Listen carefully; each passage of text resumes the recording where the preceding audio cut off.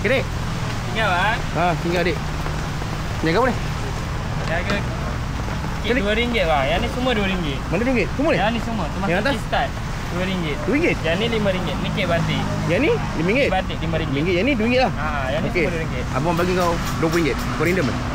Boleh? Yang mana yang Jamu. Random So ni 5, ni 5. Boleh. Boleh. Baik. Ni ambil semua bisa. Boleh. Tak batal puasa kan? Tak. Lagi tak makan tak batal. Kalau dia batal baru lah. Apa? Okey. Alright. Tengok. Oi, jahat kuih kau ni. Sedap bang, kena try bang. Kena try kan? Lepas buka lah, lepas buka. Sekarang tak boleh. Sekarang jahat lah. Sekarang jahat lah. Wah. Pandai cakap jahat sekarang Baik. Okey. Baik. Lawa-lawa kuih kau. Muat kan tu? Muat kan? Dia apa ni? Ini coklat bang. Coklat. Ini paling sedap bang. Paling sedap Wow. Ada coklat moist. Coklat moist. Dia rasa?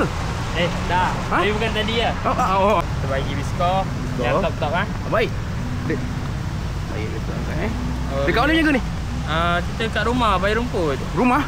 Bayi Rumput. Dekat rumah? Dik, bazar dik. Mabuk dik. Oh sekarang ingat niaga tempat lain. Bazar mabuk dik. Ingat lepas tu mabuk perdana guys. Macam lain kau bukan. Kau buka. Sini Sini pukul dalam pukul 3.30 bang. Sampai pukul 7.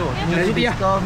Dah cuti Hari Jumaat je cuti. Dah Jumaat cuti lah. Okey. Ambil. Lagi satu bang. Kau campur ambil. Kau ni nama? Boleh. Boleh Jadi total dia? Total dia RM20 bang. RM20.